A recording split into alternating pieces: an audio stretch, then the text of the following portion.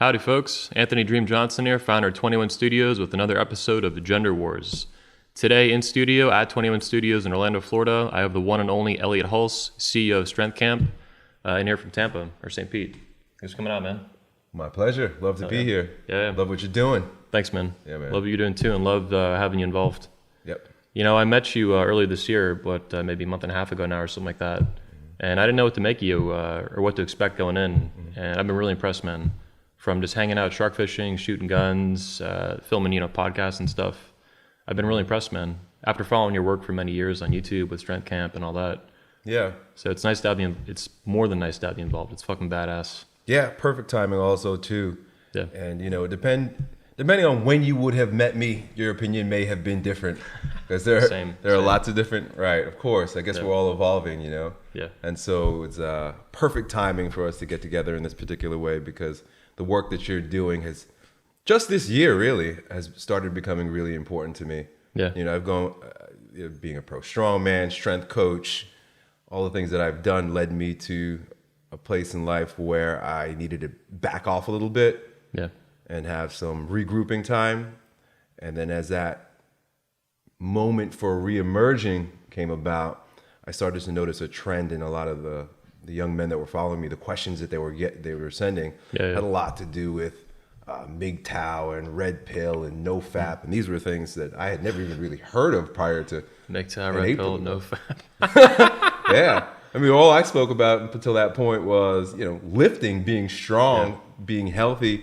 I answered questions that were related to relationships and stuff like that, just based on my experience. But I haven't dated since I was 14 years old. Yeah. So it's all kind of new. You I married should look to you guys, to gather some input so I can support my fans. And you married your high school sweetheart, right? Yes, I did. Yeah. Mm-hmm. Man, that's a hell of a story, man. That's something that seemed, I think, common a while ago, and you don't hear that very often. Hunter Drew, a friend of ours, is someone who's done that too. Mm-hmm. Yeah. Well, yeah, it's good having you in studio, man. I wanted to talk today about Patriarchy and the upcoming event we have, which, as you know, is the first ever event we've done focused on fatherhood and patriarchy and marriage and family. And I think, as we've talked about too privately, I started this company 12 years ago, and it was a company focused on young men. It was literally called the Under 21 Convention. So seeing it come of age now, bringing in speakers like you who are older, and you have this huge YouTube channel, and then we're talking about fatherhood and family and all these very mature topics. It's a big change since the founding. But for me, like we talked about too, it's an evolution. It's very natural, and I'm excited to have fathers like you speak, patriarchs, because you said too on our shark fishing trip we went on a few weeks ago. You said something important, that anybody can be a parent or a father. You just go out, you get laid, you have sex, a chick gets knocked up, you pop out a baby. But that doesn't make you a strong father. It doesn't make you a patriarch. It doesn't make you a leader. Those are things you have to do. And I think you've done a good job on your channel with Strength Camp, teaching men how to be strong in very specific physical ways and mental ways too, that are very tied in.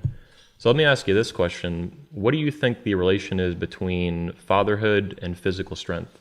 How does that play? Why is it important, if it's important? And how does that affect your family? How does it affect your children over time? One of my favorite quotes from Ralph Waldo Emerson is, what you are speaks so loud that the world can't hear a word you're saying. Damn. Yeah. So, we could spend all of our time. We live in a day and age where talking is the currency. Everybody speaks. Everybody has an idea. Really what everybody's doing is regurgitating, because information is so plentiful that they just take it in and spit it back out. What really moves someone's soul, and I'm talking about, father and his family, because that's really what we are, is who you're being.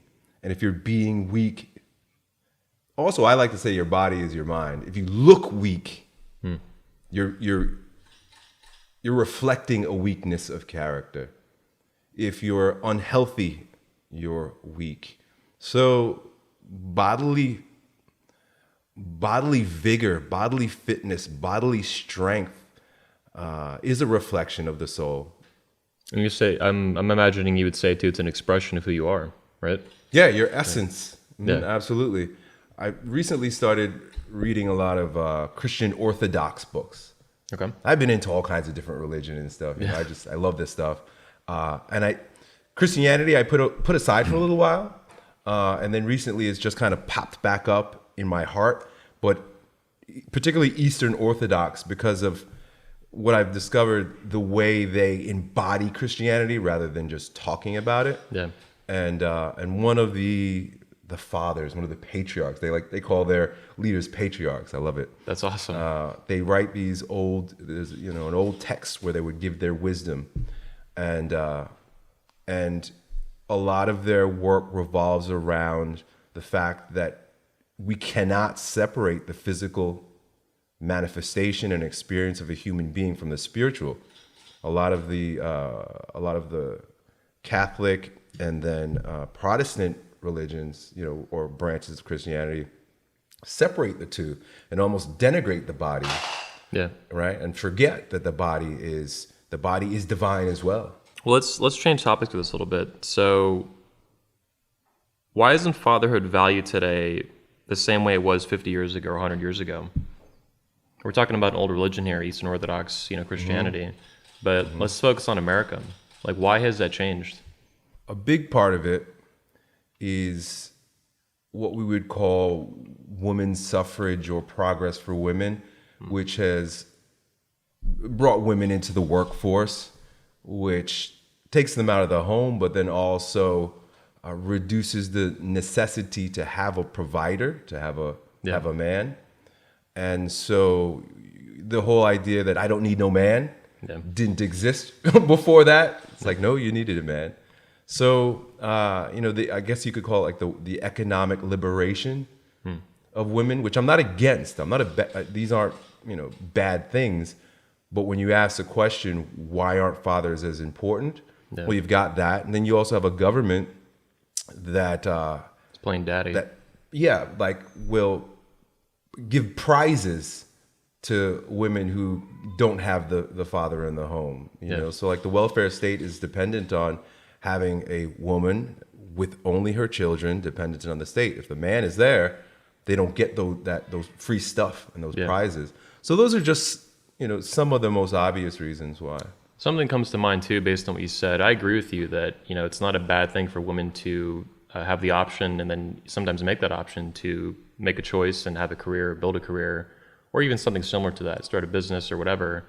But I think what you're getting at, because people will see that and I think they'll try to attack you for that. Right. But what I see is like choices have consequences. And that is what I think was lost in the sauce over the past 50, 60, 70, 80 years in this country with women, going out in the workforce, leaving the home, and not thinking about, for example, like getting taxed on that money. Whereas women used to stay home and, of course, not get taxed on being a housewife, being a mother, doing all those chores around the house that otherwise you have to spend money on. And they go out, of course, and get taxed, and then contributes to the tax base and all that. All sorts of conspiracy theories for that shit too. But the basic facts are, things are changing. And Hunter Drew is actually going to give a talk, I think, at some point at our conference, that choices have consequences. Right. That's going to be the whole title of it. Yeah, it's not necessarily a bad thing, or I'm not judging it, but like you say, there are consequences. And if you look at those who benefit most from those consequences, it's a lot of the corporations and government, our rulers. They're the ones who benefit by more taxes, more customers, and more children that are not guided by their family and family values, but more now by the state and the media. So it's really, it's a control issue. It's usurping power from the home, turning more human beings into batteries for the state, and hypnotizing the family to be better consumers and followers. Yeah, the government's also a useful tool for feminists and that kind of those ideas to break up the family. Right. No fault divorce laws and women getting 98% alimony and all these crazy things. You've seen even now you look at billionaires getting hosed. Jeff Bezos and all these other guys. Brad Pitt got divorced, raped. I mean, all this stuff. It's crazy, and that's all enabled by government.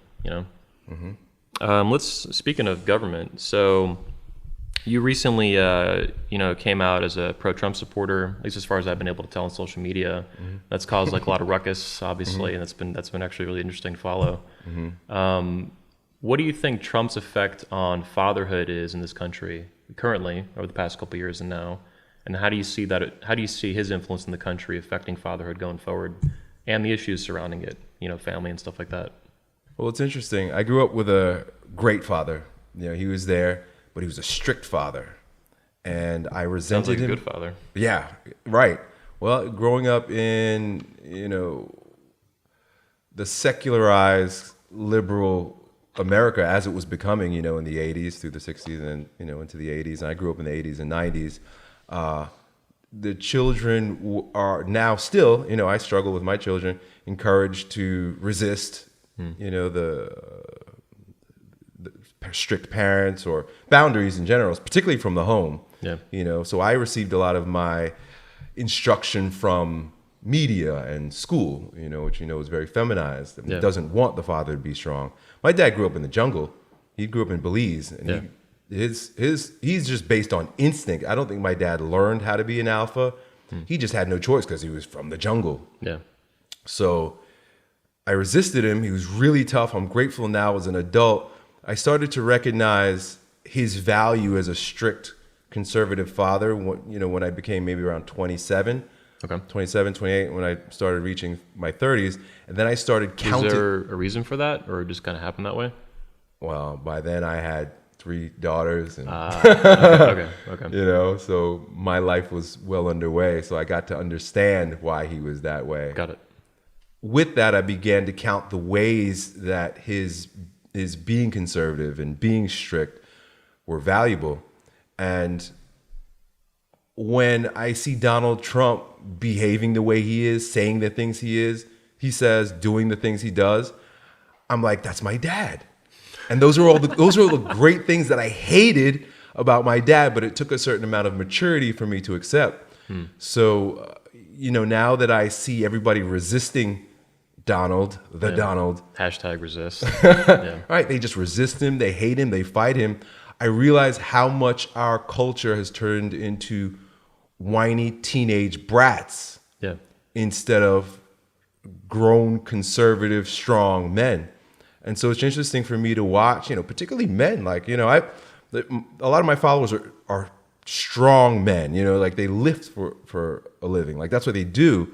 But to see them be whiny liberal brats in the face of a strong man is a little daunting. Yeah, it's interesting too. There's a lot of ways you can analyze politics in this country the past couple of years and right now, and Trump. But I think emotional maturity and people responding to it negatively because they're lacking that maturity, that's pretty interesting. And it's not something you see talked about much. People just want to blame, Orange Man bad, and #resist because whatever fucking reason. So yeah, that's a good way to put it. And I do see the parallels you're saying. Yeah, right. Your father, yeah. They're very emotional about it too. Yeah. And I remember that when being a kid, like it was an emotional anger towards like lashing my dad. out. Right. They're not logical about it, which is a red flag that there's something wrong. They call names, they judge. I mean, I'm thinking now. What's popping in my head is on the inauguration day, that yellow vest. I think it was a girl. I don't actually know. It was a girl or a guy. She was like screaming. She was like, "No!" Right. And like it's recorded in history now. Like that like made the day. But it's I think that's just a small expression of what you're saying or what you're focusing, which is a lot of people are doing that. Men and women both too, or male. We'll call them males, I guess. Yeah. You got to be careful. Yeah, be careful. Yeah, I don't call them men. Yep. Let's bump off a little bit that a little bit.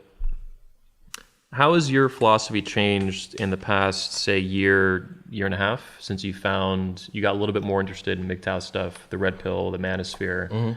I'm not involved in MGTOW much myself or anything, but obviously it's part of the Manosphere. So since finding Rollo's work, since finding 21 Convention, since finding the Red Man Group, how's it influenced you? Positively, negatively, new ideas? In a myriad of different ways. First of all, big shout out to Rollo. Like I was reflecting on his books and their impact on my, my new ways of thinking, you would say, since last April or May. And, although my life is great, my life is amazing, I wouldn't change a single thing about it. I made a lot of the decisions that I made to get to where I am in a very unconscious way. I didn't know what I was doing. I was just following my instinct, following my gut, following the pattern. You know, if I look at my life and I look at my father's life, that's, you know, part of the reason why it's good to have a strong father as a pattern. I didn't have to make too many decisions. I was being what my father was. Set an example was. Set an example was. So my life turned out well, you know, just like his. But being able to look back with red pill lenses, particularly as it related to the way I thought of and dealt with women, and the way I thought of and dealt with my wife, and how we ended up being together since we were 14 years old and marrying her. If I read Rollo's book when I was 17, I probably wouldn't still be with my wife. Holy shit. And that doesn't mean that, you know, like I said, I love her. Yeah. But I didn't know what I was doing. One of the things that really struck me this year was my ability to look at my life objectively and see how sex at a young age put me on this path. Not to say that it's a wrong path, but I could see how it could lead so many young men on the wrong path, you know. It's a powerful motivator. Right. I was blinded because I was having sex. I think that's one of the biggest paradigm shifts for me and opinion changes that a lot of people are confused about, where I say, you know, I tell my children having sex before marriage is not a great idea. Even though Rollo talks about, you know, plate spinning and stuff. And I'm like, I'm okay. I'm cool with that. I understand it. But just from my experience and my wisdom and what I can see, I have to assert that promiscuity is not a good idea, particularly if you're unaware of the nature of this intersexual dynamics between men and women. We think we're in love a lot of times. And I see these guys, you know, head over heels, they're bawling, they're tore up. And because it's emotional, tells me right away. Like if you're attached to a woman emotionally, you don't really love her. You're attached to her sex. Sex is physical. Emotion is physical. To really love a woman is logical. I've learned that I love my wife more now because I've been able to separate sex/emotion from the relationship. And all the chemical responses you're getting from that. Right. And the jealousy and the anger. I remember being like jealous and angry. It was very emotional, you know, when I was a teenager with her. Yeah. And throughout. And I carried that into adulthood, but in a suppressed and unconscious way. I didn't know. Okay. And it wasn't until I separated sex and emotion, which is all very physical, they're together, from consciously loving my wife. I think for a man to love a woman, he has to know that he doesn't need her sex. Otherwise, it's an addiction. Yeah. It's an emotional, physical addiction. So that has been wonderful. It's been great to be able to separate those two and to know that I love my wife logically. Beyond just the feeling. Beyond needing her for the sex. Because if that's the case, they'll always have you by the balls. Yeah. And breathe from your balls. Oh, yeah. Breathe down into them and grab them, baby. Got to own them. Yep. So let's shift gears again here a little bit. It's be kind of a Yo Elliott kind of question. If a father of a family is in trouble, who should he turn to? The father. You mean like God? Yep. Okay. So our ancestors understood that men always needed a pattern. Men are like a clean slate. And if we're not given a path or given a pattern, which is where the word paternity comes from and patriarch, then we can be easily inscripted upon. And so it's either going to be we take on the nature of our mother, or we take on the nature of the popular culture at large, both of which would either be emotional or the popular culture leads you astray. Yeah. And so a father is, for someone with a good father, which is my prayer and hope for every young man moving forward in this new patriarchy. Yeah. You turn to your father. What would my father do? But our fathers, even if they were there, are flawed. As much as I love my dad, and my dad did a great job, and I wouldn't trade him for the world.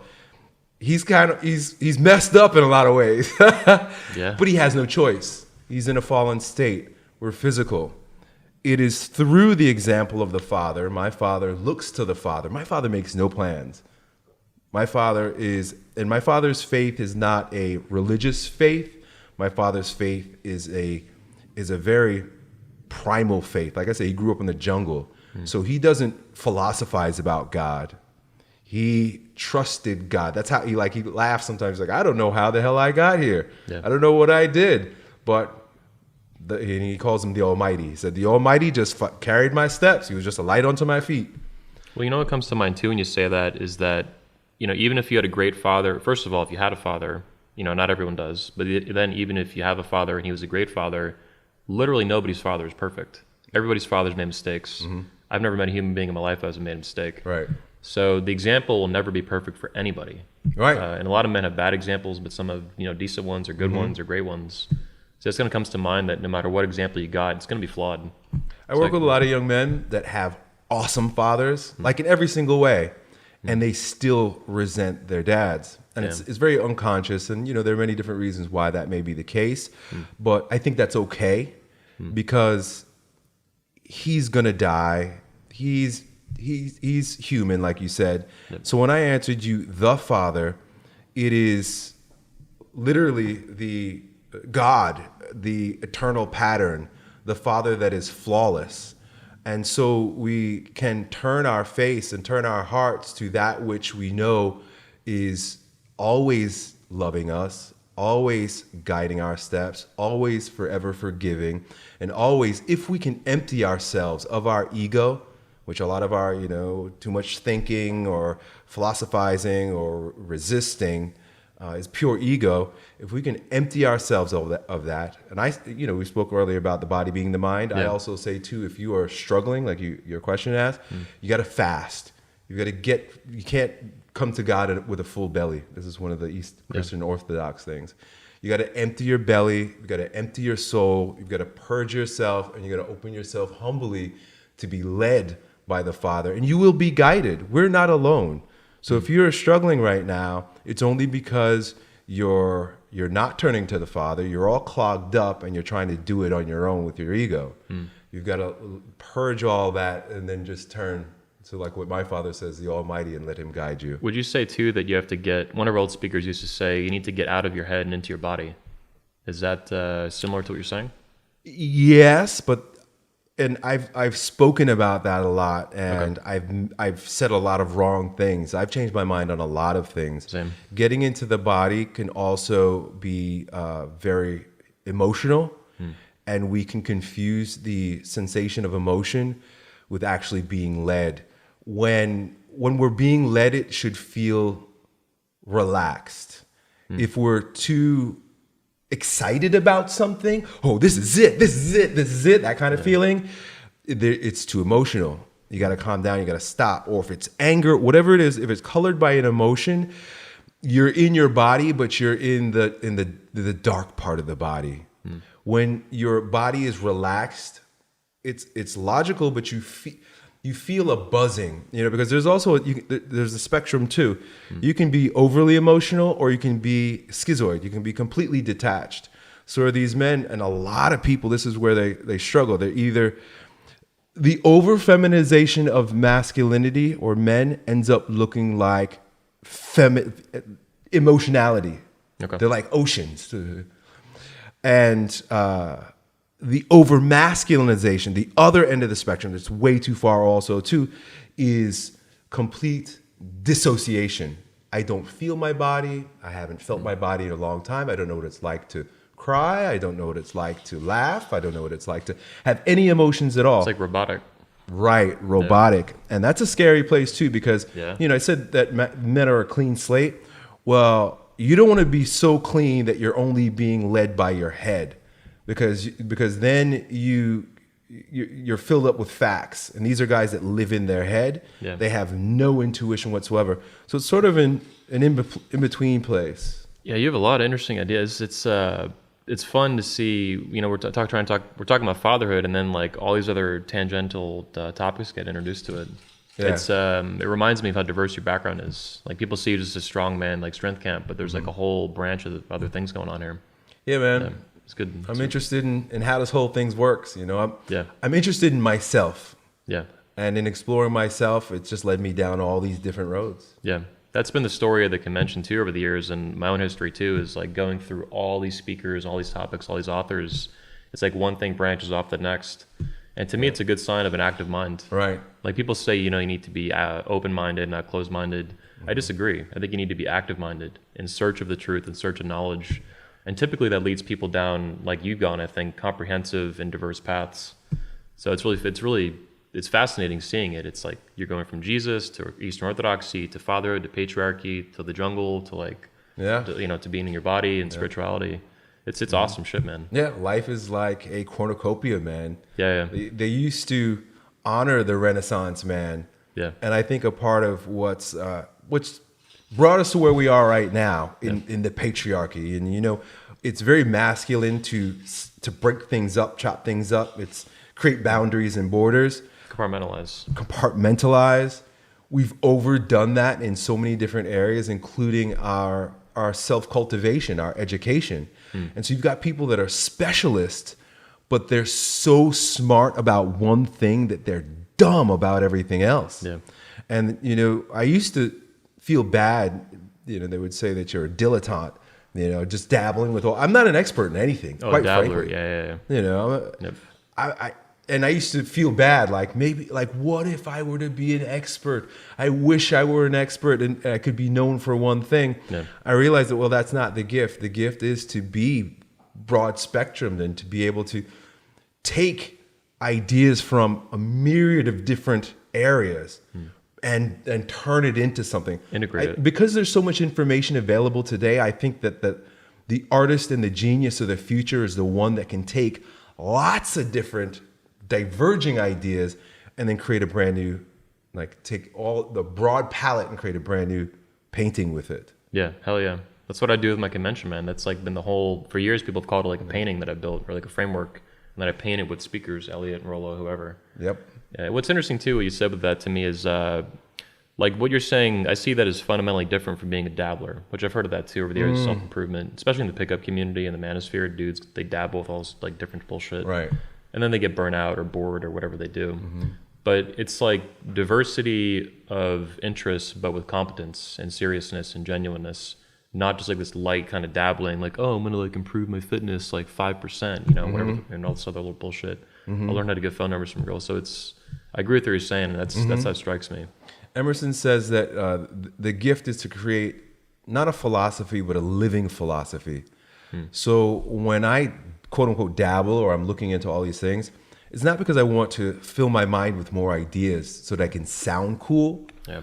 I fill my mind with all these ideas because I see them as pieces that I can use practically in my own life to get a result that I want. And as I take each piece, you know, sometimes I reject them, but as I take each piece and apply them maybe for a season in my life or for a particular problem I'm having, or to heal something, it just goes into the tool belt as something that I can say is, yes, this is good, and I can refer back to it if I'm looking to support or help someone else. Yeah. Let's shift gears again here a little bit. So, and then this will lead us into something pretty neat for the entire title of this episode. Yeah, man. How have you seen fatherhood change in your lifetime? Growing up in the 80s and 90s and the 2000s, you saw it. You saw culture changing, you saw politics changing, you saw all these different things, you saw life changing, the internet coming of age, cell phones. But how have you seen fatherhood change during that time? I got to be completely honest. When I think about fatherhood, of course, I have my experience with my own father. But then all I can look to is pop culture, television. And growing up in the 80s, the fathers that had left the biggest imprint on my mind were Al Bundy. Okay, yeah. Yeah. Al Bundy. And, absorbing that, like, I thought Al Bundy was amazing. I was like, he's my hero. Because the show was hilarious. Yeah. And the guy was like, his jokes were off the hook. He was amazing. Now that I look back and see the social engineering going on, you know, how much of a fool he was and how weak he really was. You know, Well, interestingly, he was a strong father compared to what we see now on TV. I mean, that's I the don't know absurd. today's media. I've stopped, It's that taking bad. it in. It's that bad. But I did watch. My Well, let me opinion. go back because there are a couple of movies that I saw, but there was Al Bundy, and you're right. You know, he was strong because he had an opinion and he spoke his opinion, and he created the No Ma'am group. Yeah, When yeah. I told my brother, Yeah, yeah. because we grew up watching Al Bundy, when I told him about MGTOW and Red Pill and that I was into this and it was pretty cool stuff, he was like, "Sounds like No Ma'am." Yeah. With Al Bundy. Yep. So yes, you're right. I do agree with you. But then there was Homer Simpson and Bill Cosby, Yeah. Heathcliff Huxtable. Those are the dads that I think of in terms of what imprint was left on my mind outside of my home. How it's changed since then, I don't know. Maybe that's something you could tell me more about because I don't watch too much media anymore. I try to not to watch it either, Yeah. But I try to stay in tune with like what's going on with it. Yep. And I know, for example, too, I was looking at The Simpsons. I was reading an article about it and fatherhood. And basically, at the beginning of The Simpsons, when it first aired, I think in the late 80s or whatever it was, or the early 90s, Homer wasn't quite the buffoon he is now. Like it was still goofy and stuff, but there was actual like almost like morals to each episode. Yep. Or there was like Homer had a purpose for doing what he did. There was still some redeeming quality to not just to him as an individual or even as a man, but as a father. And that I think is what they've tracked in the episodes is that's like gone. That's been gone for years. Yeah. And it was a slow erosion over time. And there's other, the culture's been changing since the late 80s or whenever it started. So that's probably just tracking with the rest of the culture and they're responding to it. But it's interesting to see it then expressed like that or being played out as propaganda even, in a sense, like kind of light propaganda. Then you also saw other, TV shows spring up. I think Modern Family is a good example. I've seen like a few episodes here and there. And the fathers in these episodes, the buffoonery is like, not even just buffoonery. It's not like they're just clowns or something all the time. It's like they're absolutely useless at this point. Whereas, the beginning, say with Homer Simpson, he wasn't quite that bad. There was still something he was doing to for his family. Right. Going to the nuclear power plant, fucking something up, but still coming home and loving his kids. So now it's just gotten, Rollo talks about this a lot, that, we saw the concept and the hashtag of toxic masculinity just recently, a couple years ago that started. And that's like gone now. Now it's all masculinity is toxic. Right. It's no longer even categorized. They've, in a span of 2 years since Trump took office or whatever, it's like everything masculine is toxic. All fatherhood is toxic. I saw actor Terry Crews, the huge black guy the other day. He's usually super pro-feminist, like all this crap, right? Yeah. But he went like on Twitter, like lightly pro-fatherhood. Like obviously it's important, we know that. But the fact that he even dares suggest that, he got like viciously attacked. He apologized for some of it, not all of it, thank God, from what I saw, but a little bit of it. And it's just amazing to see a guy who is a father, who's proud to be a father to some extent, in spite of the feminist crap.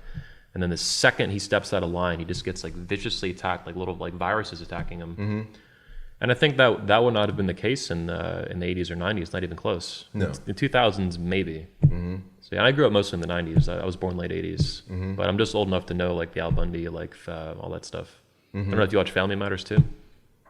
It was another black family show. Yeah. The guy was a cop. Yeah. Yeah, that one strikes me too as like you wouldn't see that today. No. I didn't watch a lot of the show, but I watched enough of it to where it was like it wasn't like the absolute buffoonery and debasement of fatherhood we see today. Right. Which is just rampant. So yeah, I think these are topics too we'll see other speakers speak about at the convention coming up, the Patriarchy edition of 21Con. Let's actually focus on that a little bit. Sure. What other speakers at the conference are you excited to meet or to see speak? You've so far met Socrates, Hunter Drew, and Rollo Tomasi. And there's more. Yeah, and more. of course, all three of them, especially knowing them personally, and I think they're great guys. So can't wait. I don't know if is Dr. Sean T. Smith gonna be there. I just talked to him. Yeah. Really love a lot of his videos. I've been meaning to get the Tactical Guide to Women. Yeah. Which I imagine just by watching his videos is an amazing book. I have yet to get it, but being one of those books that every young man just needs to put on his shelf. Yeah. So yeah, those are the guys that I'm familiar with and really looking forward to hearing speak. I didn't realize how much of a wealth of information and experience Socrates was. Yeah. Until I got to sit in the car with him on our ride to he was one of my favorites. Shooting. Sure. Man, he is awesome. So I can't wait to see what he lays down there. Yeah. He was actually, I would say he was kind of I don't know if innovator is the word I'm looking for. He was like a precursor to what we're seeing now with the convention. Yep. So when he spoke at the convention back in the day, he started speaking in 2011, and he spoke in 2012 and 2014 and all that. Mm-hmm. And that was before we got involved with the Red Pill and Rollo and Hunter and all these guys. But he was the only guy back then when we had a bunch of dating coaches speaking and fitness coaches and stuff like that, Mark Sisson. He would be the one guy who would talk about relationships in depth and not just like a light brush. Like his whole talk would be about like, his first one was called, what was it? I can't remember the damn title, but it's like a relationship guide, a contrarian guide to relationships. Mm-hmm. But you know, the contrarian part aside, it was an excellent talk. He just focused on relationships tightly, and this was like really unusual back then. Like the fact that you do this at like what was known, you know, halfway at least at that point as a pickup conference was like super out there. Yeah. So he's fit in perfectly to the new speaking lineup that we have going on now. Yeah, like an elder. An elder, yeah, You know, exactly. It's great for the young men. You know, I spoke recently about, you know, being in the red stage, the hot stage when testosterone comes up and all you want to do is fight and fuck.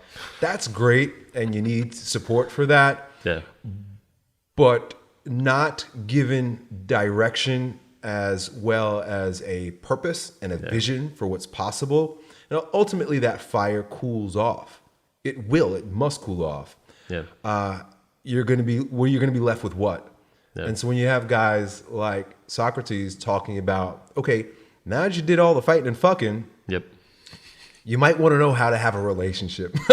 You've definitely sat down in the car with Socrates. Yeah. Right. Yeah, 100%. Yeah. An elder is a really good way to put it. That's exactly what he was. Because these guys were a lot younger than him. He was maybe 45 back then, 44, stuff like mid 40s. Yeah. Most of the speakers back then, some were older, like Mark Sisson, the fitness guys, but most of the relationship or the dating guys and anybody to do with like the pickup community was like late 20s, early 30s, mid 30s, maybe late 30s. So he was the elder, and they looked up to him. And even to this day, he's still leader at the conference. Yep. He's one of our ambassador speakers. It's like another status level for the speakers we have. The three include Socrates, Rollo, and then George Bruno, who you're going to love a lot. George Bruno is someone you got to meet. Yeah. I think we talked to you about him a little bit. I watched a couple of his videos. Yeah. Super fun to watch do his thing on on Yep. YouTube with his coffee and the stirring thing. Yep. Yeah, I can't wait to meet him. Yeah, he'll interview you at the conference. He's our the current host of the 21 Report, the interview series we have, and he's killed it. Yeah. He's a speaker as well, but then he does the interviews, so you'll meet him that way. Yeah, it's so cool to be opened up to this whole new world of Yeah. minds and men. So thank you. I find the best ones I can, man. Yep, you're doing a great job. Fuck yeah, you're part of it, man. Fuck yeah. So this episode is titled A New Patriarchy. We're talking about like a title before the show, a couple of options we had, but A New Patriarchy, and I like that too for the same reasons. Oh yeah. So when I see my work with the 21 Convention, 21 Studios, as well as the Red Pill and the Manosphere, independent of what I do, I see us as building something new. Yeah. Like looking to the past for answers too. I think that's really important. Oh yeah. But also like we can't, like we talked about it explicitly before the show started, you can't just wind the clock back. And even if you did, what would that accomplish? You'd end up right where we're at now. Right. So talk to me a little bit about where you see or where you want the country to go. Not even the country necessarily, because it's all Western nations really that are under this like fatherhood and masculinity attack. But where do you want to see the culture go and socially go in relation to fatherhood? Like where does that need to go? Like a new patriarchy. Like what does that mean to you? Well, you're right. Turning back the clock and having the old content associated with masculinity and femininity and patriarchy is no longer going to serve us. Yeah. One of the things Jesus says is you can't put new wine in an old wineskin. So that's about content and context. Okay. So we need we need new wine, but we can use the old wineskin. Let me put it that way. So I screwed that one up. Okay. Trying to use an analogy, but long story short, what I'm trying to say in a cool way is that a lot of the boundaries that have been dissolved over the past 100 to 50 to 100 years, that are really our most important boundaries for existence collectively on this planet, they're the last ones to have gone away, and they're the first ones that are going to need to come back. It's almost like we're going to reverse order. So a lot of the boundaries that no longer are necessary may or may not come back. Well, let me put it this way. I heard it put really well in this old Chinese book I was reading, that if you want a strong, healthy, powerful world, you work within personal boundaries of the individual. We need to know our limits. We need to know our limitations. We need to know what we stand for, what we don't stand for. We have to have personal rules and discipline. All very masculine. These are all very masculine traits. I said before that masculinity is a lot, about creating boundaries. Yeah. Self-boundaries. So the emphasis needs to be on the self and discipline for the individual. Moving outward then becomes discipline between man and community or one another. And so the other, if there's one, the other would be our counterpart, our woman. So the boundary of man and woman has to come back. It's one of the last ones to go because it's ridiculous. I was just going to say that the boundary thing is really interesting because the very boundary around biological sex, they're trying to erase that now. Right. Which is just the most basic one, and it's just fucking crazy. It's a clear indication that we're at end times. Yeah. Like, this is as far as it could possibly go in the most ridiculous and evil way possible. Yep. To degrade the most fundamental boundaries of what makes us human beings is what I'm talking about. Yep. And to say that there's no difference between men and women, it's almost comical. In children too, not even just adults, but in children, we see that now. I saw recently there was like a 11-year-old transgender kid or some shit in New York in like a strip club or something, Yeah. doing some sort of cross-dressing show or something. And they're glorifying it, they emotionalize it, and they make it so that if you're against that, you're some sort of you're an evil person. Evil, racist, Nazi. But that's the most evil thing. I define evil as going against nature. The further you go away from nature, the further your walk from God. Walking the Tao or being in step with God is being in step with nature. When you say nature, do you mean like trees and like the water, or you mean like all of reality when you say that? All of physical reality. Okay. Nature is a mirror reflection of the spiritual reality. We can't see with our natural eyes the spiritual reality, but we know of its existence because of the physical mirror that we live in. And so nature, when we are honoring it and we're walking in step with it and we're letting it be our guidepost, meaning look to nature for the answers. Yep. That's another way that a lot of our questions could be answered, like, what should I do? Well, what would nature do? Yeah. When you say, what would God do? That's really tough a lot of times because it's like God is too existential. There's a supernatural consciousness. Right. Supernatural. I love that. Natural. When I say nature, there's a natural world and then there's a supernatural world. So if you want to know a lot more about the supernatural world, look to nature. Yeah. And in nature, everywhere across the board, there is Adam and Eve. There's male and female. Yep. I mean, I can go on too many different tangents, but to come back to your question, personal boundaries, personal discipline, morals, ethics, these are things that can be taught, need to be taught, but at the same time are the core. It's really about the individual. But then the other, and the counterpart of the man is the woman. And so the boundaries that are associated with honoring what it is to be a man, the nature of masculinity, and to honor what it is to be a woman and the nature of femininity. Before you asked me about, what's destroyed the family and the father and what has put men in this weird bind is that women aren't fulfilling their natural role anymore. Birth control pills and easy abortion and women in the marketplace. No fault divorce, all that stuff. Don't liberate women. It perverts them Yeah. from the amazing gift of being a womb man. That's where the woman comes from, womb man. The man that can hold a womb. She, not to say she's a man, but the womb that she can create so that another man or woman can come into the world is the most magnificent human gift in nature. It's a miracle. It's a miracle. And it has not only been lost, but it's looked down upon. Yep. Women keep pushing it because of the birth control pill, the easy divorce and abortion, keep pushing it later and later into life. Which And has so really serious risks and consequences for the kid and the mother, yeah. Absolutely. Yep. And they're going against nature in that. But then at the same time, they want to have children, so then they have to use, I like to say, or I'm going to say this now, that a lot of our current science is antithesis to nature, meaning that it perverts nature. It's almost like dark science. They're creating babies in petri dishes and shit, which is dark science. Right? Even psychology, though, even like with the APA ruled, the American Psychological Association, they ruled that like traditional masculinity is basically toxic. Right. Sean Smith's been like railing against that, of course, but that's considered like legit science today, and that's just fucking crazy. Yeah.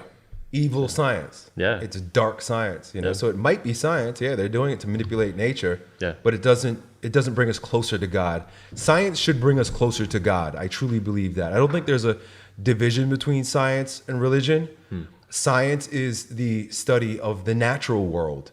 It should be a search for the truth, and I think that's where scientists today and anything related to that has gone way off the rails in a lot of ways. They're not searching for the truth. They're not searching for reality. They're talking about erasing genders and how that's all. They're trying to legitimize all that crap into like.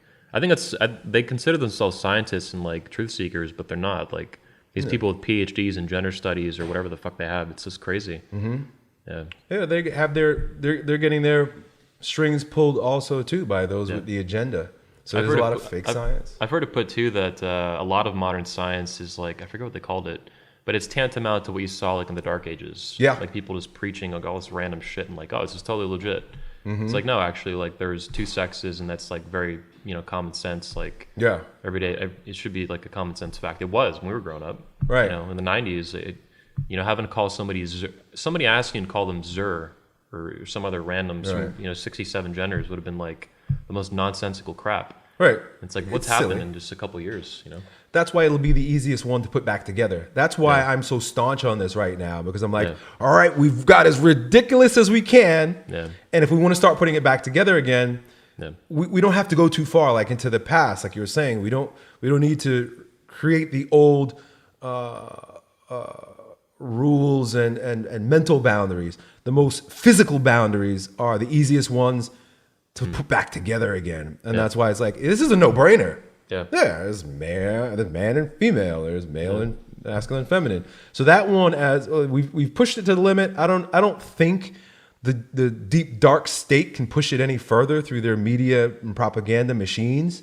Calling this the new patriarchy and seeing Donald Trump as I really do believe that he's a torchbearer for that. Oh yeah, he's a leader in that. Not him per se, but the fact that the American people gave him their thumbs up and will continue to. We'll put is saying that our souls are thirsty for a strong masculine patriarch. And boundaries that come with it, like the wall and stuff. Yeah, the fact that he wants to build a wall. A giant boundary. It's like, that's the, I said that the physical world is an expression of God. It's almost like God saying, you need some boundaries here. You guys are getting crazy. Put up a wall. And it's funny, throughout the Bible, there's so many stories about the walls in the Bible. I think one of the guys, Jeremiah, or some weird Old Testament name, he was called to go to Jerusalem and rebuild the wall. And it was like he was called by God, and it was his whole mission was, we gotta build this wall. I thought it was so like almost like history doing this again.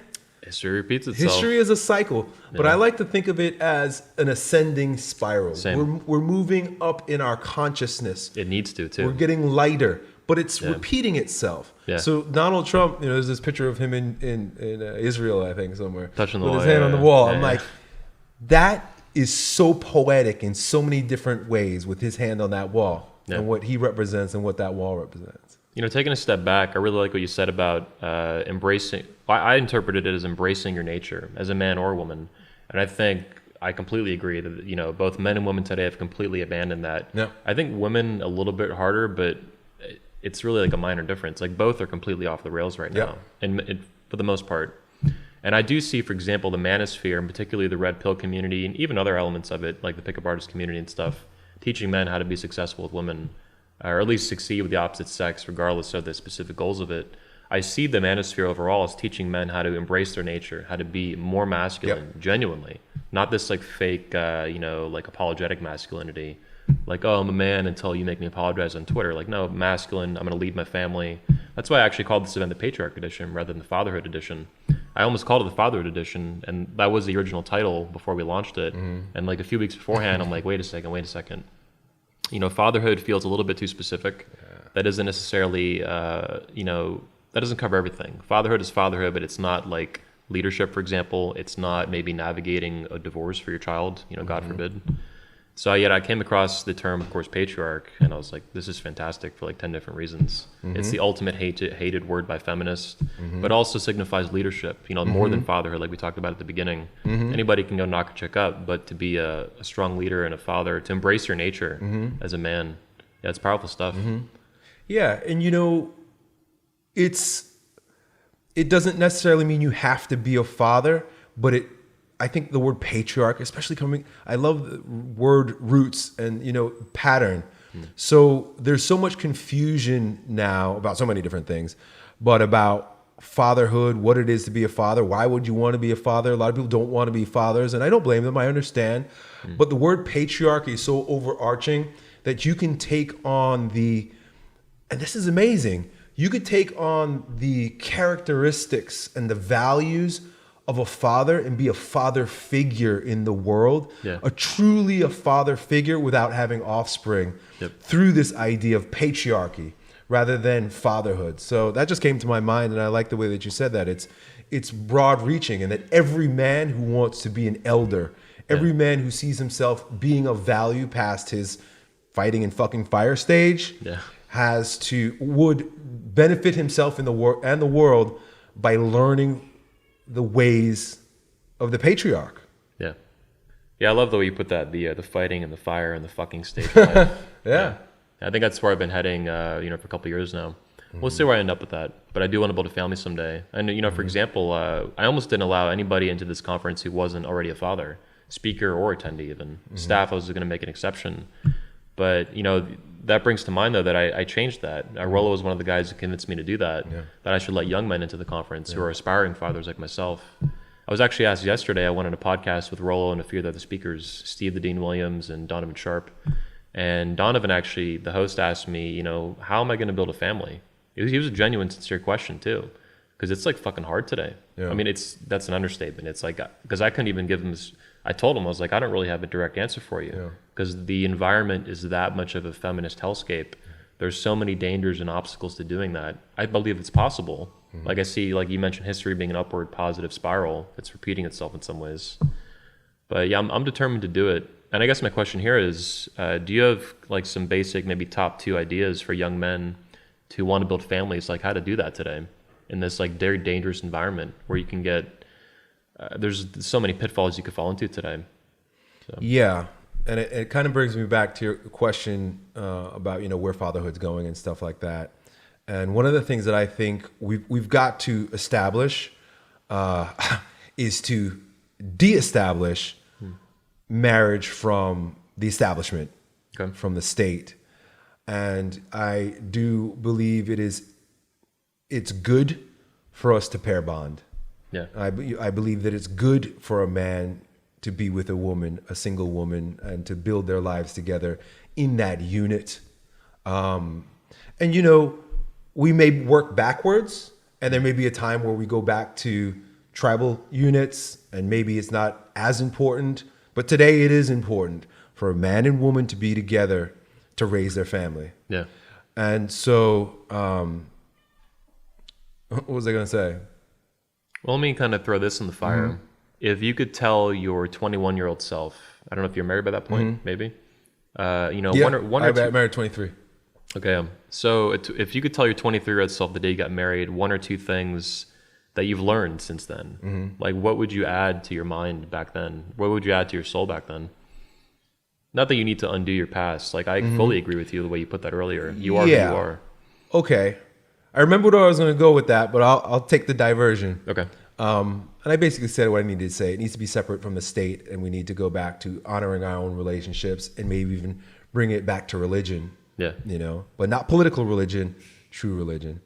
One of the pieces of advice that I would have given myself is to have stopped having sex with what was my girlfriend at the time. So if I was 21 and it was a matter of, okay, now you're going to get married in 2 years, or if that dawned upon me that maybe I want to marry this woman, I would have stopped living with her. I first would have had to believed in my mind that I love her. Okay. Love can't just be, again, emotional, but I would needed to have tested it for myself. And so I think that's a part of the reason why the old school way of dating without sex is important, because it's like, okay, can you love this woman even without the sex? And I haven't had sex with many women, so but I can only imagine that sex is sex. There's been a lot of manipulation in sex that has destroyed it. Yeah. I think pornography has destroyed sex for us, for men, and I think birth control pills has destroyed sex for women. Yeah. The fact that with birth control pills and porn really reduce our libido, reduce our sexual power and our prowess and our sexual instinct. Women who are on birth control pills they're not sexual. They're more emotional. They're emotional in how they choose their partners. They're emotional in the choices they make with their partners. Changes the way they think too. Right. Yeah. My wife was on birth control pills growing up, being young. And it wasn't until after we started to have children, because she was after birth control pills, that she started becoming a rock star in bed. Like sex was so much better. She does things and I'm like, wow, when you were 16, you were just laying there like a sack. But now, because she's not on those hormones any longer. So a lot of men who, complain that, that my wife isn't really, or my girlfriend isn't really into it, the way especially, I could talk about the way porn destroys our imagination about what sex really is also too. Know that part of the reason why she's probably a sack of potatoes in the bed is because she's on the birth control pill. So it's like, you're having sex so that she doesn't get pregnant, but at the same time, your sex is going to suck because she didn't have it. She can't do it. She's less responsive and less expressive, I think is what you're saying. Yeah. And so it perverts sex. Yeah. So I would have, the first piece of advice would be no sex. I have so many different logical reasons why I'm standing by that these days. Yeah. But I would said, stop living together. My wife and I basically started living together when we were in high school. Wow. Because her parents didn't have, both her parents and my parents dissolved a lot of boundaries that I will now uphold. And, I'm grateful for the decisions they made because it brought me to the life that I am right now. And I love my life. But her parents didn't care that she was at my house all the time. Yeah. And my parents didn't care that I was 16 years old and locked up in my bedroom with my girlfriend all the time. So we basically started living with one another. I didn't know myself as an unmarried. When I say that married, I mean we were having sex. And I say if you're a young man watching this right now, you're having sex with your girlfriend, I say you're married. You're basically married because now you've got that deep, especially if it's one woman you're with. Yeah, you're married. So I would have said separation from living together. If you're listening to this right now and you're a young man and you're thinking that you love your woman and you're thinking you want to marry her, put it to the test. Yeah. And this is the test that I'm saying. And it comes from religion, which I think is great because what it's going to do is what I spoke about earlier is empty you. It's going to empty you of neediness, of emotional attachment, of the pride. All the bullshit clouding your judgment. Yeah. Yeah. There's a lot of false pride that comes with having sex as a man. and you may or may not recognize it, but to have a woman and to be having sex with a woman, there's almost a swagger that comes along with it that clouds your judgment completely. Walk out of the room like it. Yeah. Yep. That clouded judgment that made me thought that I was something more than I was, all that needs to be purged, cleansed, so that you can open yourself and actually be led. And by creating that separation, that time away from sex and from physical dependence in your constantly being with one another will give you the space to say, okay, do I really love this woman? It's a scary thing too. And here's another thing that, I discovered, it's in retrospect also too, that a lot of jealousy will come up, a lot of fear. At least I know I had to purge. Your demons are going to come out. Huh? Your demons are going to come out. All kind of. If you're already attached with a woman, you're already having sex with a woman, and you do what I'm going to say to you right now. Number one, you're strong. You have to be strong. And I don't mean strong. I mean strong in a very manly way, meaning I'm ready to face my demons. I'm ready to do battle with the dragons, because your fears are going to come out. Oh no, what is she going to think? Oh no, is another man going to want to have sex with her? And she's going to lose her? Am I going to lose her? Yeah. All these things. And especially if you stop having sex with her and for her good health, because you love her, get her off of the hormones, get her off of the birth control pills. Wife or woman, I love you. And because I love you or believe I love you, we're going to create some separation. In that, I would love for you to begin cleansing your body by getting off of the hormones. She's going to be emotional. She's going to get horny. And so not only are you testing yourself and your own resolve and your own strength, you're testing her also too. Yep. What kind of woman is this? When she's on the pill and she's attracted, they're very easy when they're on the pill when it comes to their leaning on betas.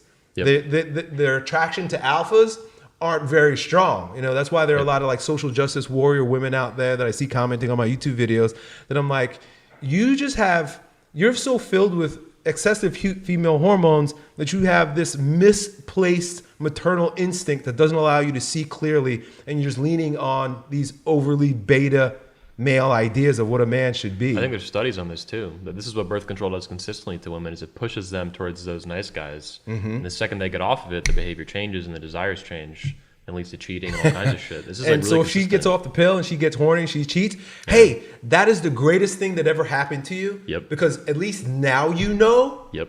Before she gets off the pill, here's what could happen. She gets off the pill. Yep. She gets pregnant. She doesn't go back on the pill. And now she looks at you and realizes, oh shit. Yep. No.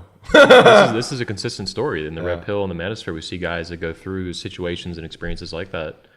Something else your comments here remind me about is Rollo has an idea he's put out, I think, in his first or second book. I forget where it was at exactly.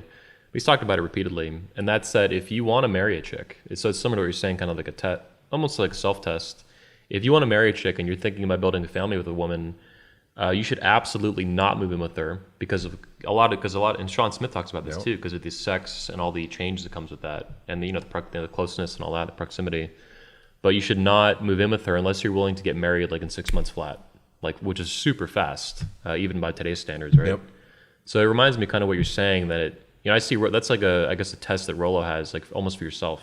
And I think he's right. I think you're onto something here too. I think I'll take a lot of heat for that probably, telling guys not to like bang chicks. I'm one to talk. It'll take heat because they're emotional and they're attached and they're needy and they defend their ideas and their needs and their emotions. Well, so if you're listening to this and you're triggered and you want to judge me, try it. Just test it out. Can you do it? If you can't, that means you're addicted. Don't judge me for your addiction. What comes to mind too is the level of patience and self-discipline this would require. Never mind the balls to do it, because all kinds of potential consequences to it. Well, consequences of your fears coming out, or your fears about her being expressed. She goes out and gets knocked up by some guy or fucks some other guy. Well, that would be the best thing that could happen to you, but it might not feel like that, and you're gonna feel that temporarily. So this is fantastic stuff, man. Fuck yeah. And this is a message too that is not not often communicated or heard in the manosphere.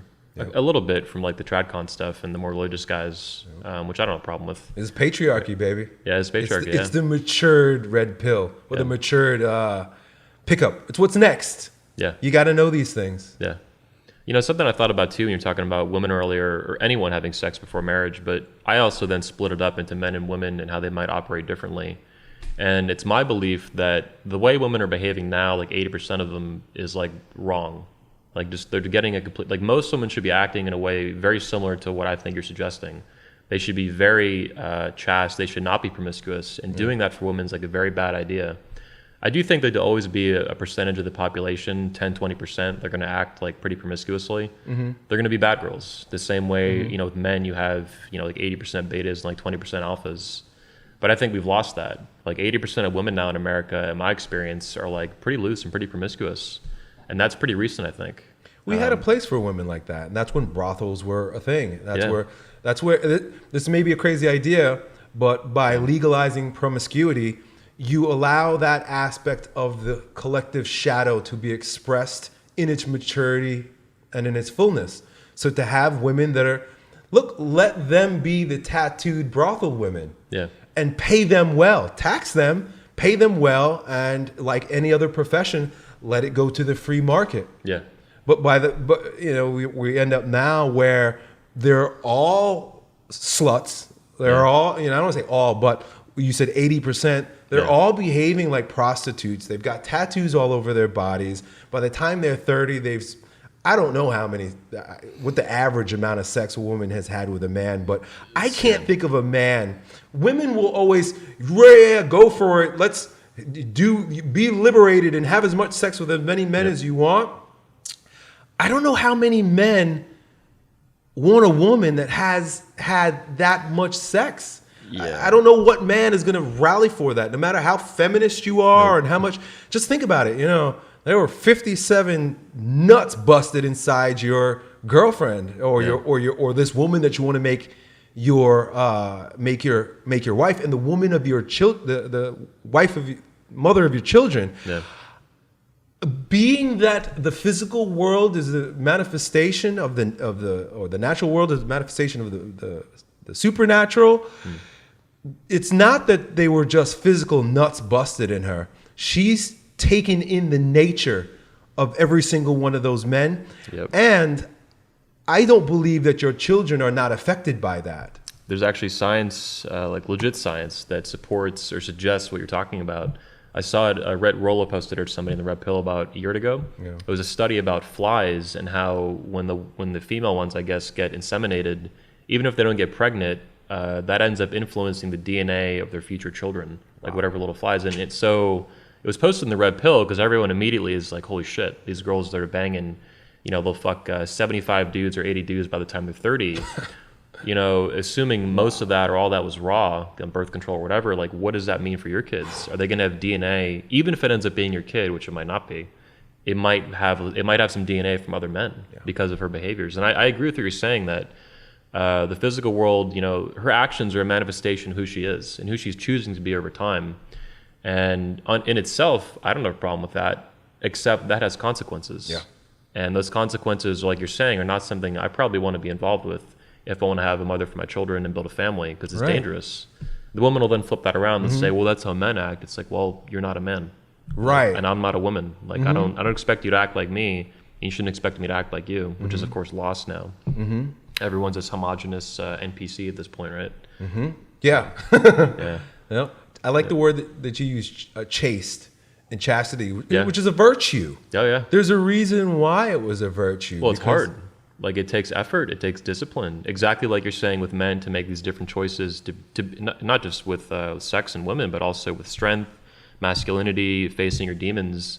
That requires strength. That's fucking hard for men to do, and that's why we become more masculine when we do it. Yeah. For women, I think they become more feminine the more they preserve their femininity, they preserve their chastity. It's, you know, our grandfathers, in the Red Pill, they say that our grandfathers, you know, they were used to women who had 0 prior partners or like 1 or 2 or something. Yeah.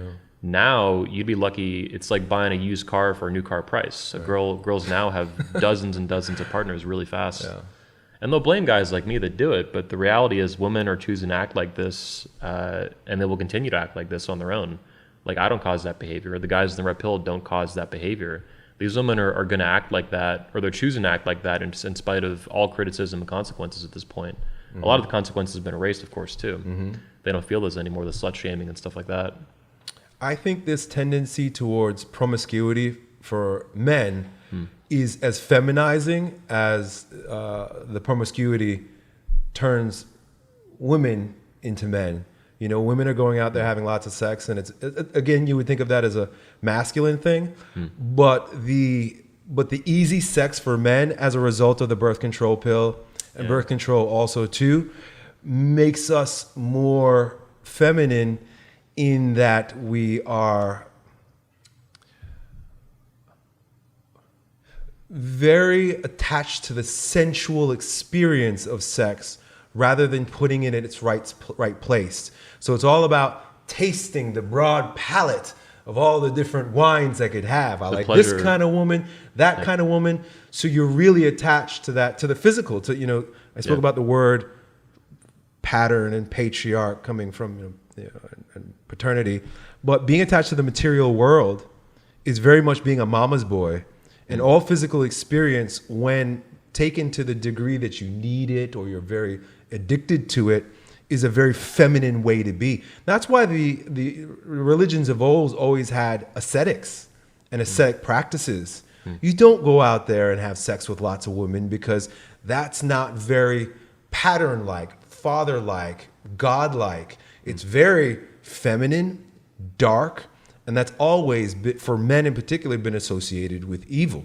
Not to say that women are evil, but the tendency towards the darkness of earthiness and emotion and sensuality can lead you down a very chaotic road. Yeah. Lots of sex with lots of women is chaos. As opposed to order. Right. Yeah. Interesting. Yeah, we call it in the red pill, they call it, I think, the pleasure palace or the pleasure prison or some shit like that. It's loosely similar to what you're talking about, yeah.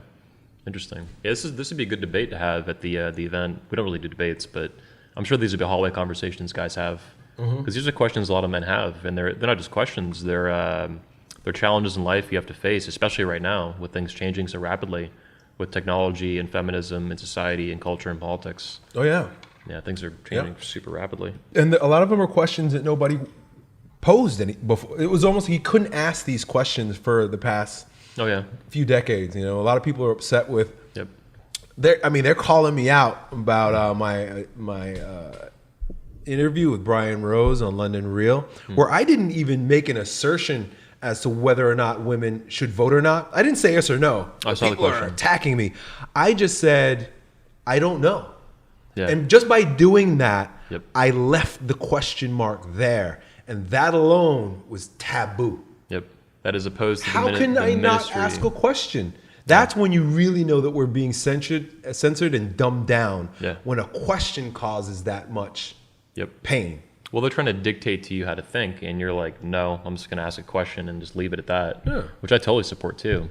And I don't know the answer either to that question, women voting or not. And it's a consistent, issue or debate we have with the Red Man Group and at the convention a little bit. My current opinion is that, choices have consequences. Women voting has consequences. Right. Men and women have different biologies and different psychologies. And I think we're seeing that play out with the rise of like socialism in America and things like that over in the deep state over the past like 80, 100 years. All that, the debt. I don't know if you know this, but I think I saw Stefan Molyneux once did like a whole presentation on it. The national debt in America has skyrocketed specifically since women got the vote, which makes a lot of sense with the red pill and Rollo's work and all that, women wanting security and all that. And it's like, well, it's a consequence. And what are we going to do about that? That has eventually that's going to have a big consequence. Debt, eventually has to be paid up and things like that. Trump has some good plans for it, of course, little borders. Yeah. Patriarchy for it. Yep. The Great White Hope. Yeah. That's what Jesse Lee Peterson calls him. Yeah, Jesse Lee Peterson's great. Yeah, I love that guy. Yeah, we got to get him to the convention someday. That would be amazing. Yeah.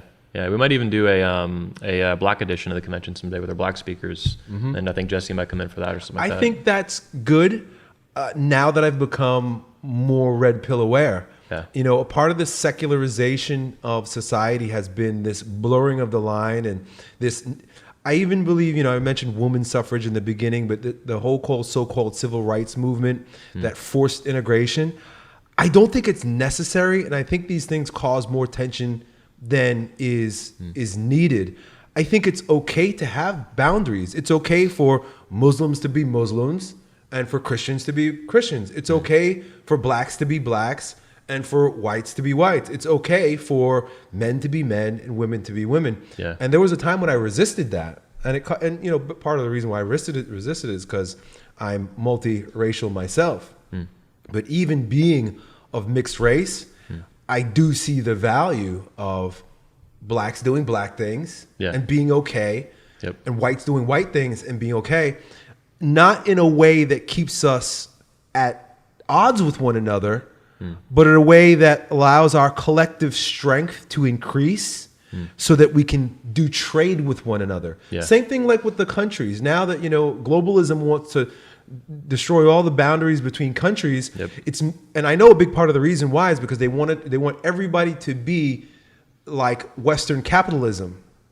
And it's really, globalism is a capitalistic venture more than anything. It has nothing to do with human rights. It has everything to do with usurping the minds and the hearts and the earning power of more and more people. So really it's a greed thing. It's a power thing. It's putting everyone under the same thumb of like some sort of communist, like one world government or something like that. Yeah. That's how I see it. Yep. Yeah, I agree with you though on the culture and races having their own distinct cultures and maintaining that over time. Right. White people in particular seem to have lost their sense of identity and culture in America and otherwise, and that's unfortunate. And I'm all for you. I think if you're black, you should have your own distinct culture, and you should embrace that and develop that and make it better over time. And same thing with every other part of the culture and religion and stuff like that. Yeah, and imagine the gifts of the blacks in America. Yeah. In America, you look at I don't want to say the divide, but the contrast between whites, and you get the best of what white people can do, and you get the best of what black people can do. Yeah. And just imagine if the boundaries were honored and everybody traded fairly. Imagine black people made music in America. Yeah. Even country music that is really white and bluegrass. I love it.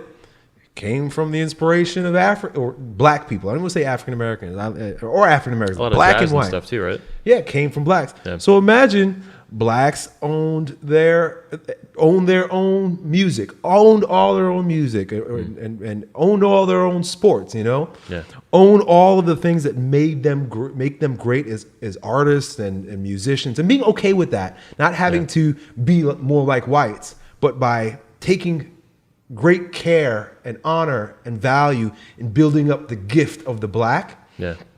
And then the whites doing the same thing, honoring their distinct culture, building up their values, and then through honorable free trade between the two, rather than usurping power and having victim and oppressor and apologizing for everything. And White people having to apologize. It's all this tension. Rather than that, I think it would have been amazing to honor the boundaries and play fairly. I think you had the other day, just a couple of days ago on your Instagram story, you had something, it was related to this, and I liked it a lot. I was like, hit the nail on the head. I forget the exact image I think it was you put up, and it was about diversity and like unity. And I think, I don't know if you agree with this exactly, but I believe that diversity, the way it's, modernly projected, it's not a strength, it's like a weakness. Yeah. But like what you're saying though, if there's unity in like a distinct tribe or culture or group of people, and then are able to freely trade and interact with other cultures, that's very positive. That's like kind of like a secondary diversity almost, or something like that. Was that you that posted that? I think it was you. Unity in our diversity. Yeah. There's another page I was following that I reposted it. Yep. But I see that as the ultimate. And that's why it's good that Donald Trump is making America great again. A lot of people who are like, well, what about all the other countries? Well, what about them? Let them be great again too. Let Turkey be great again. Let Mexico be great again. Let every country be great again. Let us use our strengths and rise to our potential. And then be fair with one another. I think he even said something almost exactly like that in one of his UN speeches, maybe like a year ago or something like that. Like, make your country great again. Yeah. Something similar to that, yeah. Yeah. Which I'm all about. Like, if you live in a country that you're not happy with, like, make it better. That's what we're trying to do as hard as we can. Absolutely. Yeah, that's something I've been really, I don't know if proud is the right word, but I've been impressed and very happy to see it. Like, you're an influencer, you're a content creator, you're an American, you're a father, you're a patriarch, and you were standing up and making a political stance after, you know, how many years or whatever, with your brand and your personality and your identity and your ability to influence millions of people. I think it's really powerful. More men need to do that. I did that with 20 Minute Studios for my first time with Donald Trump. I endorsed him right before the election, and I lost thousands of subscribers. But I knew that I think like you're doing now, I got the sense that I needed to stand up and finally make an endorsement of something that was very important to me. Whereas I never endorsed, previously I'd endorsed Ron Paul a little bit, but it was very like low key. Yeah. I didn't use the company to do it. And in this case, in 2016, late 2016, I did. And I'm really happy to see you do that. And I think more, whatever way they're going to go with it, they need to stand up. Fathers and men and even women need to stand up and speak to what they believe in and make endorsements or take action and give guidance to their fans to the extent that their fans are going to ask them for that. Some leadership like that. Like being a father, I actually like that a lot. You gave me the bio to put on the website, you know, for the Patriarch edition of the 21 convention. And it said, like, you know, CEO, father, strong man, all that. And then it was father figure to millions of men. And I do believe that's what you've done to a generation that has grown up with very emasculated fathers or no fathers. And even independent of that, you know, they're surrounded by weakness and anti-masculine, anti-male messages. So you've done that successfully. And I think what you're doing now with being a little bit more political, it's still not the primary thing that you do. It's just part of it. You're standing up for it's almost like you're creating a boundary. And I think that's what has upset your fans, the ones that don't like Trump or they're just whatever, right? You've set up a boundary with your brand now. Like, yeah, I endorse Trump. You need to be okay with that or like it, or you need to get the hell out of here or just whatever. So it's been awesome to see that. And I hope more content creators do that. Yeah, thanks. One of my dad's favorite lines was, "I'm the bad guy, and I don't care if you hate me, but I'm going to do what's right." Yeah. And I think that's amazing also too, because men are afraid to not be liked, which is very feminine. Women are more about being liked and being fair, reputation. Men are about doing what's right. And my father risked us not liking him to do the right thing, say the right thing, stand for the right thing, and set the right boundaries. And knowing that it has been my path to be a father figure to millions of men means that I got to do the right thing, say the right thing, put up the right boundaries as a father figure, regardless of if they hate me or not. And it hasn't been until recently that I've been willing and able to carry that banner of being the bad guy. The bad guy at Hulse, the third Hodge twin, right? I see they follow your stuff. They're like these guys a lot. Yeah, that's right. And it's so funny. We must be related in past lives also too. We look a lot alike. We have a lot of the same fans because we're both in fitness, and to have watched them, I have to say that they were inspirations. And you know, if they get a chance to watch this, that'd be amazing too. Maybe I'll send it. They were inspirations for me in my fitness YouTube channel, creating that. You know, I created my channel, but when they were like, "Hey, dude, if you make a lot of videos and turn on the ads, you'll make a lot of money." And I was like, all right. Sounds great. It's worth it. And so I did that, and I was like, wow, thank you. And I have to be honest, I modeled a lot of my delivery based on them. I realized that, wow, they get really close to the camera because they're good-looking guys. And they speak directly to the camera. They're comedians too, right? Yeah. And fitness stuff too, though. Yeah. So they're you know, I have a different character than them in a lot of ways. But my delivery is a lot like them. I look a lot like them. So I modeled that. And then when I saw, you know, I took the last few years to do some soul searching, grow my family, you know, I call it being in the tunnel, you know, working on myself. When I started coming back out and I saw them being vocal about their conservative stance, I was like, there go my brothers. All right, good. They gave me just a little bit of courage to say, all right, fuck it. I'm just going to put out Donald Trump content. Well, I think that's what you're doing. That's really what I see in what you're doing is you're encouraging other content creators who are, you know, fans of yours for so many years or whatever maybe that ends up being Ben Greenfield or other, up and coming YouTubers and stuff. Like they're seeing what you're doing and they're like, all right, Elliott's got the balls to make this decision, to make this call and stand by it in the face of a lot of criticism and all kinds of people getting angry at you. Yeah, standing up like a father would, as a father is in your case. Yeah, fuck yeah. Yep. So I had a question, a really specific one I wanted to ask. It's kind of personal. And so we're going to shift gears here out of the political, cultural landscape. How has fatherhood for you and being a father differed with your daughters versus your son, in terms of like the gender difference between them? Well, what you ought to know is that I'm the oldest of mostly boys. Okay. Some old and mostly boy cousins. Growing up in a neighborhood with a lot of boys, I was like the king of the boys. Okay. So I knew about being the oldest boy, being the leader of boys. And when I started having children, I had a daughter. Then I had another daughter. And then I had a third daughter. And I'm like, I don't know. And not dating a lot, not knowing much about women besides my wife and my mother and my sister. Yeah. I don't know anything about women. So I knew nothing about, and I realized, and I'm just telling my story and being personal, like you say, I projected a lot of my beta characteristics upon how I was raising my daughters in the beginning. Okay. They would say, put the pussy on a pedestal, and that has to do with other women, but dads who have daughters, you know what I mean? Yeah. You put your daughter on a pedestal. Yeah, too much of the princess kind of character type. Yeah, maybe put the princess on the pedestal. Yeah.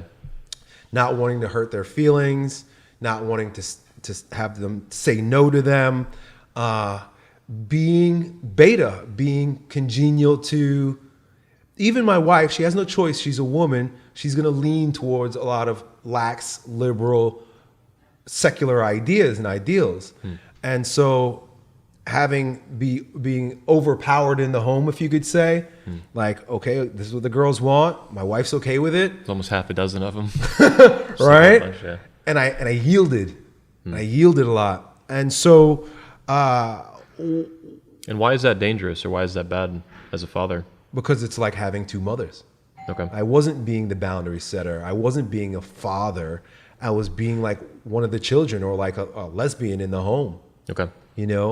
And so when I had my son, and I guess timing is right, I had to go through that experience. I truly believe in order to be of greatest value to my sons in the world, to the young men that follow me, I had to know what it was like to go through that.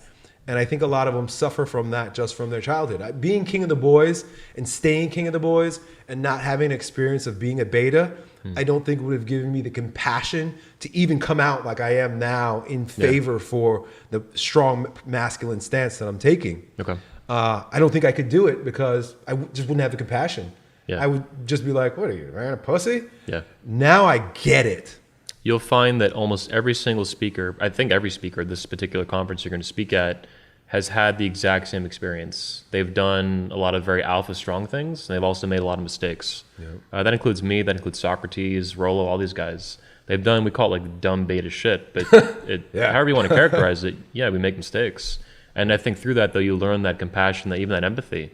And that's why, like yesterday on the podcast I was on, someone was like making fun of like all these betas and stuff. I'm like, that's not the only problem. The only men I really don't like are Vichy males, that Rollo calls them, like these absolute traitors. If they're not an absolute traitor to their own sex, right. Even if they're beta, even if they're weak, even if they do this, really stupid shit, I've done it. Right. And through that, I'm able to empathize with that, and I don't have a problem with them because I know they can change. Right. I know they can make better choices. They can learn. They can go to conferences. They can take action. They can do ballsy, risky, or disciplines, actions, discipline, stuff like that. Yeah. So, I like that, the compassion. It's a good way to put it. Yeah, or empathy. Yeah. Empathy, yeah. I kind of get the two confused, but knowing how they feel because I've been there. Yeah. And I've become aware of how I was there. Yep. And I can look at my blindness in retrospect. I can, of course, empathy and compassion and say, okay, I don't hate you. I'm not mad at you. I won't judge you or make fun of you. I know where you are. Yeah. You're lost. Yep. And I won't make any qualms about that. You're not on the right path. but there's hope for you. Yeah. Let me show you. Yep. And so now that I have a son, and he's How old the youngest. How old is he now? He's 8. Okay. He's the youngest. It's so funny because king of the boys, he's like the prince. And, you know, I mean that in, he's a mama's boy. He's got older sisters. Yeah. His sisters are his example. Yeah. He's the youngest. He's the baby. He's got 3 sisters, right? He's got 3 older sisters. Yeah. He's got a mom that loves him like any mom would, and you know, mommies him, especially because he's the youngest. And so, you know, I'm watching him, and I'm like, he's got it. He's gonna have it tough because he's taking on and he carries a lot of female energy. And I'm like, thank God that I am his father. Yeah. And that when the time is right, which it's evolving, you know, they go through this stage. All children go through this asexual stage where it's like, you know, boy or girl, it's like some of the traits show themselves. Like he was clearly masculine. I knew he was the minute I never showed him guns or weapons before. You just didn't see him. I have him in my home. He didn't really watch. He was too young to be like watching violent things. First time he saw a gun, a toy gun we were at a dude ranch, you know, horses and stuff, and they were selling fake guns. And a boy had a gun. He didn't know what it was, but all of a sudden he saw a little boy's gun, and he was like a magnet. He's like, "Daddy, what is that shooter?" Daddy, he saw the kid shooting it. What is that shooter? I want that shooter. And he went over and he was like mesmerized. He called it a shooter. A shooter. Interesting. Yeah. He didn't know it was a gun. Yeah, I didn't have guns. I didn't show him guns. He didn't have toy guns. He figured it out what it did, though. That's pretty good. Yeah. Yeah. And so, you know, even, of course, it's been my calling to be the man that I am, the father that I am to the millions of men worldwide. But then as my boy is beginning to, around 9 years old, I think they start moving towards the father. Yeah, I've heard that too. Yeah. It's pretty consistent that they're mama's boys until they get like 7, 8, 9 years old. Yeah, between 7 and 9, correct. That's what I'm starting to experience. Starting to move towards me. Yeah. And so it's become really important for me, even more important for me to really dissolve the beta stuff that I was allowing the woman in my home to kind of weaken me with. Women will weaken you. They're pretty good at that, yeah. They're the best. And be the bad guy in my home now for my son. Yeah. So that he sees, even if he doesn't understand, he sees, okay, mom and all the sisters have this opinion and they're doing this thing. But dad, it's strange because he's going the other way. Just for me to draw that contrast so my son can see, there's a difference here. Yeah. You may even still choose to go with your mom and your sisters now, but there'll come a time when you're gonna know that you're not a woman. Yeah. And you can't be a woman, and they can't save you. Yep. And that, remember what dad was doing, remember what dad was saying, remember how he was different. There's another way for you. It's the right way, and there'll be no question what it is to be a man. And then he'll rebel. No. Yeah. You know, I rebelled against my dad being the king of boys, I think partly because I wanted to be the king. And you were a teenager, 14, 15 or something? Yeah. I could only imagine that because my life seems to be in so many ways, contrasts my dad. He had 3 boys, I had 3 girls. Oh, wow. Youngest was a daughter, youngest is a son. This is wishful thinking. I imagine that there will come a time when he'll naturally push against his mom and the girls and run towards, in the same way I did the opposite, he'll run towards what his dad is doing. And it'll be the coolest shit because like I'm out there shooting guns with you guys, you know, and he plays Fortnite and stuff like that. It just comes natural. I'm out there hunting. I'm doing manly stuff. I lift. Always have tough guys coming to my house. I own a gym. So when it comes a time when he wants to create contrast, as every teenager does, it'll be like, dude, I've got the greatest contrast here for you. Let's go shoot some assault rifles and lift. Fuck yeah. Shark fishing, whatever else we got to do, man. Yep. And I don't have to one of the things is I realize I don't have to force it. I don't have to make him be anything. but be an option available. I can imagine that's not only the best way, that's like probably the only effective way to raise a son into an alpha, into a masculine man. He has to choose it for himself. Yeah. If you force it on him, he'll definitely just lash out. I mean, it's like you've seen that story play out in movies and stories for who knows how long. So I think you're killing it. I think you're in the nail on the head. I think the relationship between my wife and I also too is very important for him to feel comfortable allowing me to be the alpha father and to be a pattern that he wants to follow. Because if I was living in a home where many fathers and men do, where the woman denigrates the masculinity, I know my mom did. My mom denigrated my dad's alphaness in a lot of different overt and subtle ways. Yeah. She says she doesn't like him, and she's to this day, I'm like, Mom, you love every bit of alpha that he is. That's why you're here. Yep. But she pushes, Yeah. If I had a wife that, let me put it this way, not if I had a different kind of wife, because I have a wife that embraces the way I am, my masculinity, she praises me in front of the children. She plays her feminine role to such a degree that it highlights my masculinity in the home. She supports that, and I'm reiterating myself here. It sounds like it highlights and colorizes almost, like adds color and brightness to the example that you're setting. That's how I see it. You're setting an example what a male-female relationship should be like, especially in that particular setting. Yeah. So he won't, because my wife doesn't resent me as a man. Let me put it that way. A lot of women resent their husbands. Yeah. Because my wife doesn't resent me, my son will feel, hopefully, who knows what's going to happen, will feel like, oh, even mom upholds and follows dad the way he is. Yep. It's right. Let me go. Well, I'm willing to bet too that your wife's relationship with you is an example, not an example. It's a reflection of how her relationship with all men. I would be stunned if your wife hated men except you. I'm sure that's the opposite. That she respects masculinity, and you're setting an example of that in expression, and she's embracing it, and then your children are seeing that. Yeah. But it's also, I think, going to inform every parent relationship with their children. Is going to inform the children like that's what the world is like or should be like. And so you guys are setting that in the home. It's beautiful. It's awesome. I can't wait to meet her. Yeah. I hope you bring her to the convention, Patriarch convention. Yeah. Yep. Good chance I will. Yeah. Yeah. Hell yeah. You bring the kids too if you want, man. Good chance I won't. There's a pool there they would love, but other than that, that's Maybe. probably for the best. She likes to be engaged in my work. Okay. Yeah. And so she's come to a lot of my grounding camps. Yeah. She doesn't come any longer, and she respects that boundary.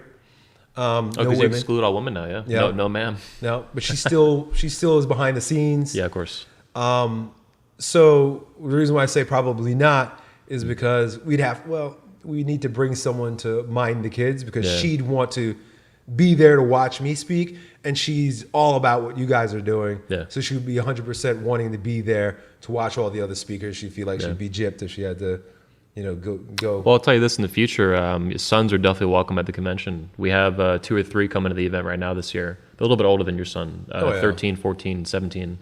They come with their fathers to the event. And we had a couple last year too. Drew Bay brought his son, for example. His son was like 12 or 13, Luke. Nice. So Yeah, definitely. it's a good age. Yeah, it's a good age. Yeah, 8 is a bit young for our content. Oh yeah, I mean he wouldn't go unless he could bring his Nintendo Switch. Yeah. There you go. Well, me and him will play. Me and him will kill it. Yep. Yeah.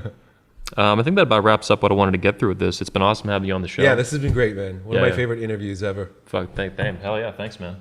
Yeah, appreciate that, Thank man. you. I'm still learning the ropes. I'm usually more the conference, behind the scenes guy, the Wizard of Oz, putting this all together. But sitting down with you, it's been really exciting, and it's been deep, man. Like you have, and that's continually why I'm impressed. Is getting to spend time with you, shooting, fishing, doing all this stuff. Like you have a lot more going on than I realized, and it's been just a fascinating journey to get to know you. Yeah. Yeah. Thank you. Yeah. So before I forget too, fuck up this part of the interview. Where can people find out more about you? What's the most important thing? Grounded Camp. To find you? Grounding Camp is very important, because Grounding Camp is my attempt to bring back one of the time-honored traditions that men have always provided for other men. And that is, I use this term lightly and kind of in a joke, but a safe space for men to be men, but not just like you've done with the 21 Convention. It's a very safe space. I want to honor you for that also, too, for creating this safe space. Thank you. For men to be men and to talk about manly things. But initiation has always been a opportunity for life transition, for death and rebirth, for moving into a new phase of life. For change. For change. And change needs context. And that's why the elders and the great initiators always knew that when a young man was reaching that point in his life where change was inevitable, biology sets it in, they would set themselves apart, particularly from society and women, provide some austerity, provide some challenge, and provide some meaning for them to then proceed in the next part of their life. That's what the initiation, rites of passage process is all about. It's not something that just happens at puberty. And I learned that big time between the ages of 36 and 39, my last few years. Okay. Life is constantly initiating you. One of the things I say about grounding camp is that I'm not initiating you. It's not that pseudo initiation when you go to college and they whip you with the paddle and make you drink yourself to death. Yeah. That's not initiation. That's pseudo initiation. That's a totally different thing. That's a part of the old dying patriarch. Yeah. What I'm creating is one of the time-honored traditions of the new patriarch, and that's what grounding camp provides. So whether you're 24, I found is the critical age for many young men where there's this confusion. Not that I chose that. I can see it logically why that's the case now, but I began to see like, why are there all these 24-year-olds around? They're all 24 years old. It happens to be one of those markers psychosocially but then we're getting a lot of guys in their late 30s, 40s, and beyond because it is right for them also too to put down some of the old ways of the past season so that it can refresh. Grounding camp is not about me teaching you what to do in the next phase of your life. It's about let's destroy our old ego, clean the slate, open ourselves up to be led so that your next phase can be revealed to you.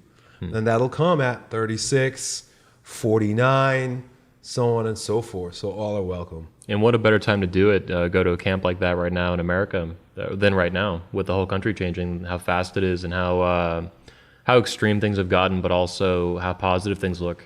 I could speak for myself and maybe feel the same, that I've never felt this optimistic about the future of my country in my entire life. Yeah. I have a president, personally, that I'm proud of every day. Yep. More and more so every day, which is even more, what a pleasant surprise every day, or a pleasant gift. Yep. But yeah, it's time for change, and I think we're doing that, man. We're there, man, and we got to be warriors because the forces of evil will fight back, and they're fighting back, and they're losing. If you see all the media battles, they're screaming. Every single dead fly that's laying around, starting with the Christine Bailey thing. Oh yeah, what a flop. Up until recently, they had the boys that were wearing the MAGA hat. Yep. What a flop. The Smollett thing. What a flop. The entire Russian BS where they were trying to go against him. What a flop. They're throwing arrows. They're throwing arrows. They're going to keep throwing arrows. We have to be stronger than them. We are stronger than them. Yeah. But we got to speak up. We got to do work like you're doing, 21 Convention. Thank you. You got to, if you have a voice, use your voice. Yeah. It's not about going back to the old ways. It's not about bringing back the old patriarchy. It's about renewing it in this way, and it begins with being warriors, setting those boundaries, and rebuilding this world. Damn straight. Build something better, man. I think that's what you're doing. That's what we're doing. I'm excited to work with you at the upcoming convention. We're doing it and be together in this. That's another thing. I'm so glad to be working with you as another leader, because that's the way of the new patriarchy. It's not competition. Competition is a part of the old patriarchy that is dissolving and dying. We come together, just like nations. America's becoming great again. Yeah. Let our individual businesses and sovereignties and gifts that we give to the world become great, and let's work together. Yeah. Because that's how we're going to rise. I call it with the speakers especially. I call it teamwork. It's a very simple concept. You Yeah. know, I grew up playing sports, I think, like you. And I see working with so many content creators is just fundamental teamwork. And we're doing that, you know, with organizations and individuals. And that is, I believe, a big part of the future, like you're saying, of a new patriarchy and a masculine future and a better future for this country is teamwork at every level, whether that's like we talked about earlier with different cultures and races, and then also, you know, organizations and businesses like this and, you know, individuals. Yep. It's been fucking awesome having you on, man. You got it, Appreciate you. brother. And I'll have you back here soon in Orlando. Sounds great. We'll be, Elliott Hulse will be at the 21 Convention Patriarch Edition. Yep, be there.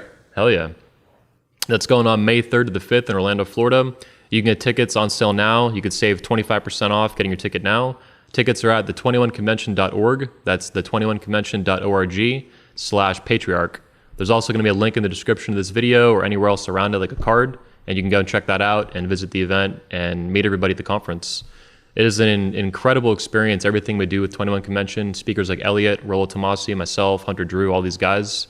Don't miss it. It is the first time we've ever done an entire convention, an entire weekend, focused on fathers, fatherhood, masculinity, marriage, and family. You need to be there. We do plan to repeat it in the future. We'll see how often it happens. But for right now, this is the one and only Patriarch edition of the 21 Convention this May in Orlando, Florida, and I hope to see you there. I appreciate you tuning in. Elliott, thanks again. It's been awesome having you out. And thank you for everything you're doing, man, and your whole life and with your entire business. My pleasure.